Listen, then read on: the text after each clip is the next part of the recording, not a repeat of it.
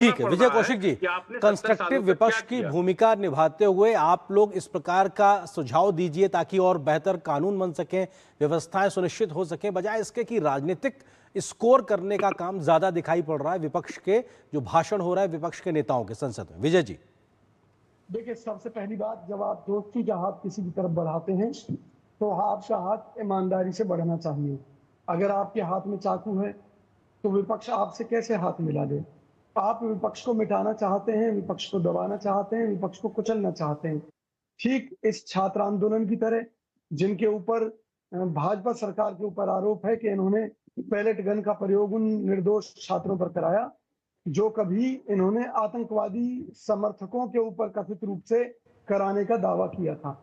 तो ये तो इस सरकार की असलियत है, पहली बात। दूसरी बात, कौन कहता है कि हम नहीं चाहते संसद चले? हम चाहते हैं, लेकिन सवाल ये है कि संसद में होने क्या जा रहा है। संसद में हर वो बिल जबरदस्ती पास कराया जाएगा जिसे विपक्ष नहीं चाहता, केवल बहुमत के आधार पर।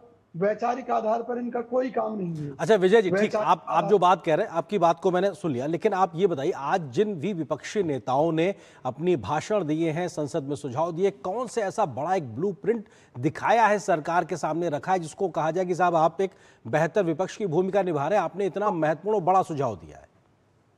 नहीं, आप बिल्कुल सही कह रहे हैं, क्योंकि कई बार पार्टी की रणनीति होती है कि जब तक कोई बैठक करके सुझाव ना मांगे जाएं, क्योंकि अगर सुझाव मान लीजिए दे रहे हैं, उन पर कोई इम्प्लीमेंटेशन पहले ही सुझावों पर नहीं हुई तो नए सुझाव देकर क्या करें। और जो हमारे सुझाव है वो स्पष्ट हैं। आज एजुकेशन इतनी महंगी कर दी है, एक तरीके से शिक्षा माफिया के हाथ में सारा सिस्टम चला गया है। उसी के चलते पेपर लीक हो रहे हैं, उसी के चलते एमबीबीएस की पढ़ाई 1-1 करोड़ में, 1.5-1.5 करोड़ में पढ़ रही है। बच्चों को जो कभी कोर्स कभी 20-20 हजार रुपए सालाना फीस में हो जाया करते थे, आज उसमें अभिभावकों को लाखों लाखों रुपए देने पड़ रहे हैं। और सही मायने में तो अगर आपकी शिक्षा आपको रोजगार ना दे सके तो वो एक ऐसे युवाओं को जन्म देगी जो इस देश में अराजकता या गुंडागर्दी या गलत रास्ते पर चलने पर विवश हो जाएंगे। उन मुद्दों की बात मोदी जी कर नहीं रहे हैं। और अभी भाजपा प्रवक्ता ने जो कहा, भाजपा में यानी कि देश की इस भाजपा की सरकार में सारे काम अकेले मोदी जी कर रहे हैं। अब एक अकेला व्यक्ति क्या क्या करेगा, जाहिर सी बात है।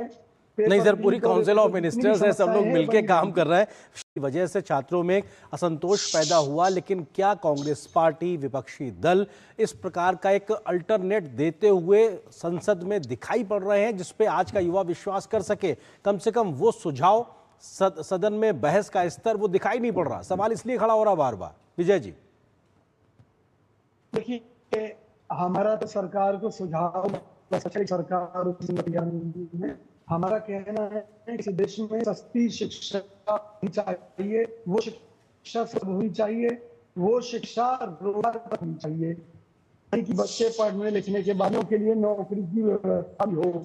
लेकिन सरकार ने सारा सिस्टम एजुकेशन कर दिया, शिक्षा किसी के लिए सुलभ नहीं रही है और वो रोजगार परक भी नहीं है, जिसके कारण इस देश में बेरोजगारी भी बड़े पैमाने पर फैल रही है। आज ये जो छात्र आंदोलन हुआ है, युवाओं ने तंग आकर किया और उसके बाद में सरकार ने क्या किया, कभी इसको बांग्लादेश से प्रेरित बताया, बांग्लादेश का हाथ बताया, कभी पाकिस्तान का हाथ बताया, कभी चाइना का हाथ बताया। जब कहीं दाल नहीं गली तो उसके बाद में इनसे बात करने की कोशिश की, जबकि उससे पहले इन्होंने लाठीचार्ज करवाए, गोलियां चलवाई। क्या नहीं किया, क्या दमन चक्र नहीं अपनाया। और अभी भी सरकार के ऊपर ये आरोप है कि बहुत से छात्र गायब हैं, या तो पुलिस कस्टडी में है या वो मार दिए गए हैं। क्या हुआ क्या नहीं सरकार जानती है, या जो कर्मचारी या पुलिस कर्मचारी या अधिकारी वो जानते हैं कि उन्होंने सरकार के चेहरे पर क्या क्या गलत काम किए हैं। हमारा तो अभी ये कहना है, सरकार सबसे पहले शिक्षा को सस्ती बनाए, सबके लिए बनाए। हम हर तरह से योगदान देने तैयार हैं। लेकिन आप जो बात कह रहे हैं विजय कौशिक जी, वो संसद में आपके नेता कहते नजर नहीं आ रहे हैं कि साहब किस तरीके के सुझाव के साथ